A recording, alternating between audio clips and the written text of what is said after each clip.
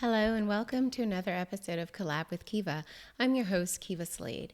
Today, we're going to talk about the importance of customer loyalty in times of economic uncertainty, strategies for collecting data, and improving customer experiences. And yes, that was a mouthful, but I promise you, we're going to break it down in a way that makes sense and has some actionable takeaways for you. So, the reason I want to talk about this, I was reading an article and it was talking about Denny's, the fast food restaurant. Is it considered fast food? Whatever. Everyone knows what Denny's is. And one of the things it talked about was Denny's was transforming their customer engagement. And one of the ways that they were choosing to do this, they partnered with some larger companies, all of these different things, but it was really about point of service, like their software that they were using for that, as well as a digital wallet and a CRM. And the reason they felt to do this was they wanted to create even more customer loyalty and maintain the customer loyalty that they've already had in existence. And the reason being was they felt that utilizing more so leveraging the intelligence and data-driven marketing that they had at their disposal, they were hoping to use those real-time insights to drive what they were calling a frictionless and digital-first customer experience, making it easier for customers to earn rewards and receive personalized offers. And that this new kind of engagement ecosystem was live now in their 1,600 plus locations. And they felt that personalized experiences are key to building and nurturing lasting relationships with their Denny's guests. And it's like, wow, that's pretty interesting. Obviously, as small business owners, we are not Denny's. We do not have the capacity to invest in point of service middleware and digital wallets and CRM applications. However, many of us do utilize CRMs, and we have other tools at our disposal and our fingertips in which we can actually replicate some of what Denny's is doing for our guest. We're going to use that term. And so one of the things that I thought was really interesting was one of the companies they're partnering with is called Sparkfly. And Catherine Tabor, who's the founder and CEO, says, in times of economic uncertainty, it is paramount that businesses prioritize customer loyalty and recognize it as a key growth driver. And that leveraging technology, delivering personalized rewards and engagement programs, companies like Denny's could deepen customer relationships and create more meaningful and lasting connections. A customer-first approach is essential for success in any market condition. And that's something we've talked about previously when we've talked about recession and how to bounce back from that or to even just deal with that. But I think it's also important to have that mindset all throughout the year, like all throughout the life cycle of your business, because it's just sound business. So I want to welcome you today again to the podcast. And again, really just starting with that idea of Denny's and understanding customer loyalty. What is that? And especially for us as small business owners, let's be realistic. Customer loyalty is critical, especially during these times where things might feel a little iffy in terms of economic security. And so customer loyalty is the degree to which your customers are willing to repeatedly purchase from you or some other particular business as opposed to choosing a competitor. And all of us have competitors, even those of us who say, I don't have any competition. You do have competition. Okay, so there are several factors that contribute to customer loyalty, including a positive customer experience, quality products or services, and excellent customer service. And the benefits of customer loyalty obviously include increased revenue, customer retention, and positive word of mouth marketing. All very important things as we run our businesses. And that's something that Denny's was really looking to build upon. And I think about that in my own life and existence in the sense of Facebook. I get tons of shoes ads, clothing ads. Y'all know some of my likes now. But when I look at some of the things, I don't know like what my experience is going to be with a person, a company that I've never purchased from. So I look at customer reviews. And then if there's customer reviews about a totally different product than the one that I'm looking at, I'm like, oh, that sounds kind of sketchy. Or if the price is one that I'm like, I don't know, is that good quality? Is that going to last? So what do? Sometimes I go and look and see, do they also sell their products on Amazon? Can I see there if there's some additional customer reviews? And if it just continues to take too much time and I'm not completely sold on it, I just go to stores that I would normally shop at. And why? Customer loyalty. I'm going to go back. I'm going to get something because I've had a good experience. I've gotten quality product or service, and I had great customer service. Recently, there was a post on the Nextdoor app in my area. That's a whole nother conversation for another podcast if we talk about Nextdoor. But I was looking for restaurant suggestions because they had some friends coming in town and things. The one I shared is one that I go to. Why do I go there? The customer experience.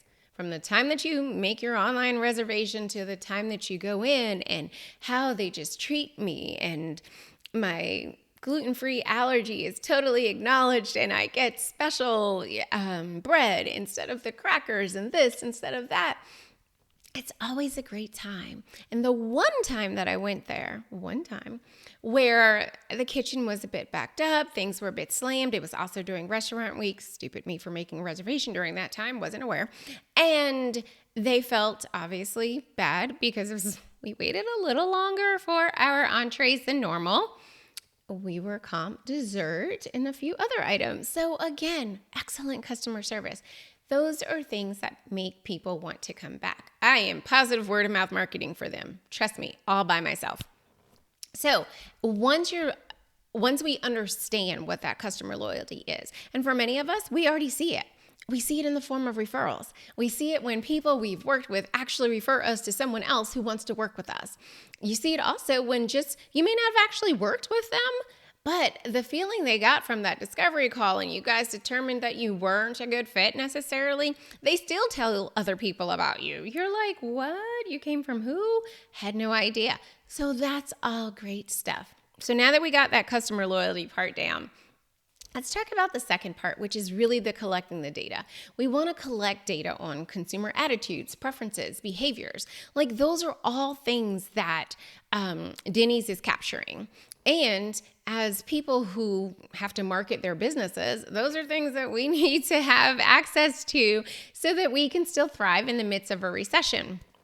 And so collecting that data on your consumers, their attitudes, their preferences, their behaviors, all of those things are important to help you better understand customer loyalty. Like, what exactly is it that your people are interested in, are not interested in? And this data can be collected in so many different ways. And it's important to realize that as data privacy regulations just continue to proliferate, we thought GDPR was one thing. Heck, in the US, we have 5 states with different laws, and who knows how many are coming down the pipe. The reality is you want to start focusing on what's called first-party data. You want to get it straight from the horse's mouth, i.e. your consumers. So what's some first-party data ideas that you can utilize? Surveys, customer feedback forms, monitor social media, things that are happening. What are people saying about you, about your brand, about your work, about your services? Those are all things that are first-party data. And it does not have to apply to a lot of the same data privacy regulations because you're not using a cookie, even though cookies are tasty. You aren't using a cookie to get this information from them. People on your email list, everybody and their mama tells you, build an email list, build an email list, build an email list. Why?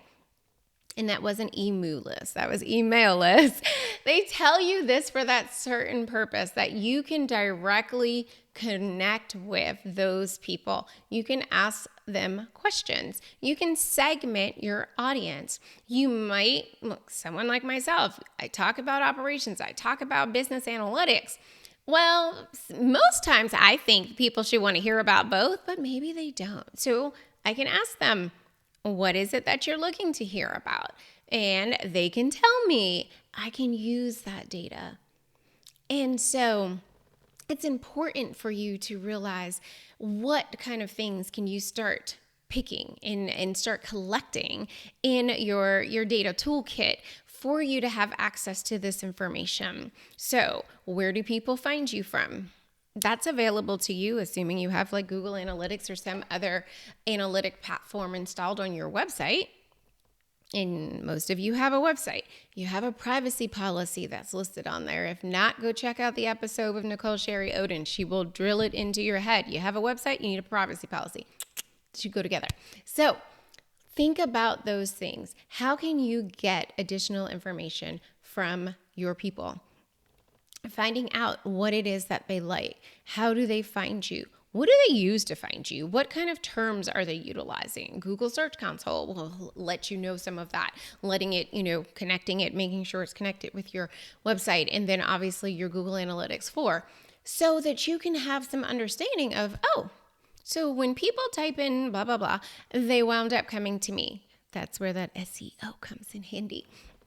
So these are things that you want to start doing if you're not doing, so that you are collecting data points about your consumers, those people who are your customers. You want to get things that are directly, again, from them, because people are going to lean into the brand loyalty that they've already established with you. Okay, if like some other store came on the block and they were like, hey, come shop at us, you're like, no, I'm going to Target. Why? Because there's brand loyalty with Target. You're like, I go to Target, I know what I'm getting. It's tried, it's true, it's what it is. For those who, depending on your age, Nordstrom's had a reputation. They would take back anything, absolutely anything. Some instances, people took back stuff to Nordstrom's that Nordstrom's never even sold them in the first place. We're not going to talk about the shadiness behind that. The point of the illustration is, Nordstrom's was known for like no hassle returns, okay? Hey, you want to bring it back to us? Go ahead, we'll take it back. And that was something that was like, people love that. They didn't have to go in there with a song and a dance and, well, I don't have my receipt and da da da da. No one needed that. It was Nordstrom's. You bring it in and they were like, oh, yeah, we got it. Thank you. Here you go. And that was something that Nordstrom's built themselves on, was this amazing customer return policy that was pretty mind-blowing in some instances. So you want to have that understanding of what are those attitudes, those preferences, those behaviors. And for anyone who's running ads and things of that sort, it's getting harder to do that. Google's doing away with cookies completely in 2024. Okay, Facebook has removed some of the more detailed targeting. So we're really going to have to do a better job of understanding those psychographics as well as demographics of our audience. And a lot of that is going to come from you collecting first-party data. You can have people send out a survey to your email list so they can choose different age ranges so you have an understanding. Or you can look at your Google Analytics 4, which would let you know what are the age ranges for people who are coming to you. Are you talking to Gen Xers? Are you talking to millennials? Are you talking to baby boomers? Who are you talking to? Gen Z? This is all super helpful. And also, again, understanding where they're coming from. So you want to lean into that and you want to keep that in mind. Another thing is understanding the customer journey, okay? To understand customer loyalty, you have to understand that customer journey, which goes back to having some of that first-party data. But there's other ways that you can also understand the customer journey, which, depending on which customer journey you ascribe to, it starts with awareness, okay? It starts with awareness. Where are people becoming aware of you, whether that's a social media platform, like LinkedIn, Instagram, Facebook, TikTok, whatever else I'm forgetting at this point, but Twitter. These are all what places and locations where people can become aware, and they move from awareness into consideration. So I'm thinking about buying. I'm not 100% sure yet though. So I might sit in that consideration phase for a little bit until I'm ready to purchase. And then depending on products, services, all the things, once that purchase, is it one and done? Is it something that continues to go on? Is it something that's cyclical that they need to come back to? What exactly does that look like for you? But there's also that retention.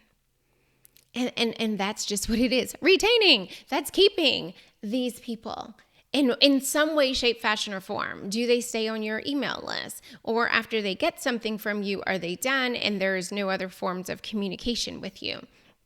You want to make sure that you're retaining them in some way.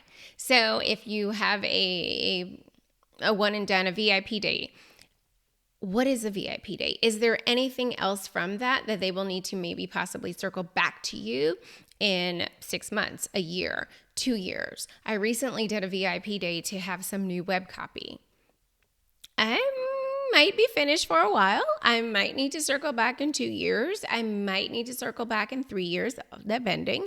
But this particular person that I worked with also has like a membership where like they talk copy and different things like that. Well, that could be interesting if that's something that I want to take on. So thinking about ways in which to retain. And then there's advocacy. That's when they start doing the talking for you. Okay, they're telling other people about you. They are truly that. They're advocating for you. They're saying your name in rooms that you are not in. And so those are different stages of a customer journey. And as a small business owner, you want to be collecting data along each of those. And just like it's a funnel, quite honestly, so at the top, awareness, huge.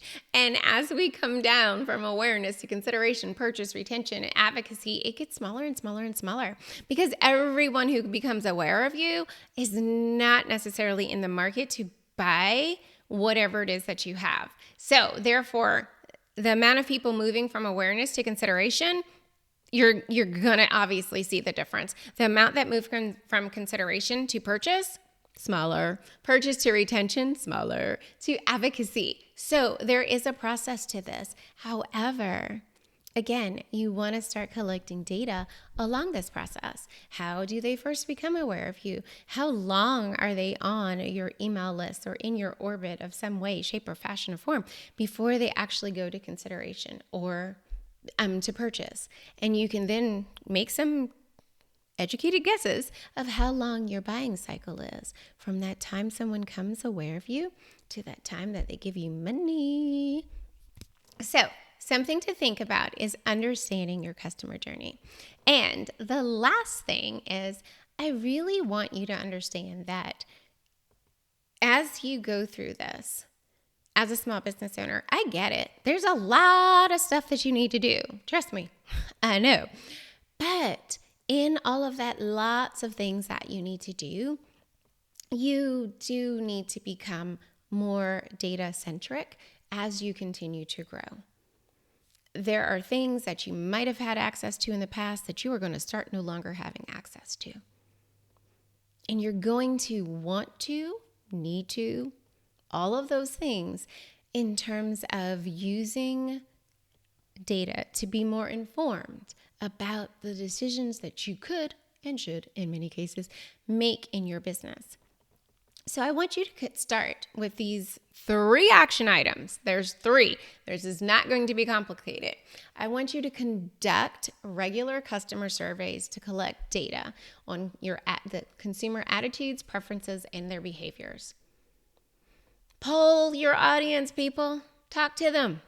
They've allowed you inbox access. Prime real estate. Get in there and have conversations. 2, map out your customer journey. What is the journey that people take to buy with you? There's different ways that you can do this. Obviously, in an intake form, you can ask, how did you hear about me? Okay, you can ask the questions. The VIP day I recently did, she asked how I heard about her. I was referred to her by another person. And she knows that that particular person is what? An advocate for her. And they are saying her name and referring people to her. And okay, from the time that that happened to the time that I booked a call, really short sales cycle, I'm just going to say.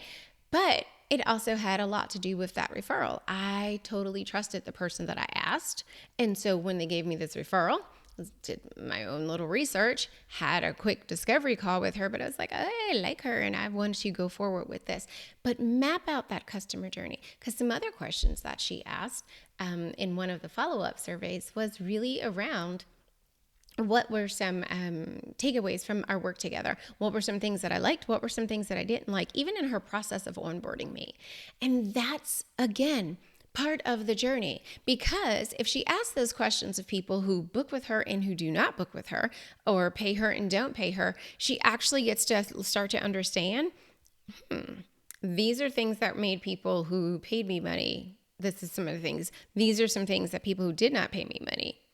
Okay, what can I change in here? And it's, don't get me wrong, there's sometimes you're not going to change anything. It could have been the price. They're not ready to invest. They just didn't like you, whatever. Like, those things do actually happen, and that's okay. But when you start having some data behind it, you can start to say, okay, hey, these are my people. And anyone who kind of comes that's a little bit outside of this particular persona, they're less likely to buy with me. And I'm okay with that. So you want to collect data at each stage so you can better understand customer behavior and improve that customer loyalty. Remember, you're being your own version of Denny's, okay? You're making it so that people are going to get what they're looking for to get from you. And Denny's even took it a step further. Let me pull back up the article. But I mean, they really want to customize their marketing initiatives and promotions to cater to each guest's unique needs, tastes, and behaviors. Denny's will improve the impact of their campaigns, enhance guest engagement, and drive company-wide performance. Like, whenever I tell you people, marketing is totally connected to what? Operations. Driving company-wide performance, because they're going to use this data in order to do that. So their marketing initiatives, though, and their promotions are going to be catered. So if you go to Denny's and you only order off the gluten-free menu, Denny's is not going to start sending you stuff about non-gluten-free items that they have. Why? Because it doesn't make sense. You you and you don't eat meat. And so everything that you order is always vegetarian or, whatever. Like, Denny's is like, you don't eat meat, do you? And they're going to start telling you the things that they have, the specials that are just for you that aren't involving meat. So map out your customer journey. What are those things, that the steps that people take in the process of getting from, hey, I understand her and where she does, oh, this sounds like a problem that I have that she can possibly solve. I have a conversation with her. I pay her money. She solves my problem. What are those steps? And how do people take them? And the last one is really around, actually, that's it. There's two actionable takeaways, because I want to make this super, super, super, super, super simple. So again, conduct regular customer surveys to collect data on your consumer attitudes, preferences, and behaviors. And 2, map out the customer journey so you can start to better decide what data points you need to collect at each stage of the journey. So remember, customer loyalty is critical for small businesses. Like, dude, whether we have economic uncertainty or not, it is important that we encourage customer loyalty. So do your best to start collecting data if you are not, on attitudes, preferences, behaviors, anything that you can better understand those people who are your people and how they become paying people in your ecosystem. And prioritize that customer loyalty. Take action to improve your customer experience, because again, you're going to buy from that thing, that person, the entity that you know is going to be or has been consistent with delivering the goods. So whether it's Amazon, Apple, Target, Denny's. You have those people, those companies where it's like, I know what I'm going to get when I engage them for a product, a service, and you want to have that same level of consistency in your business. So thanks for tuning in to this episode of the Collab with Kiva podcast. I hope you have found it informative and actionable with only 2 steps. So if you have some experience and you want to share your tips for improving customer loyalty, definitely reach out to me and share them. You can find me on LinkedIn, and I'd love to hear them. So tune in next time. Bye.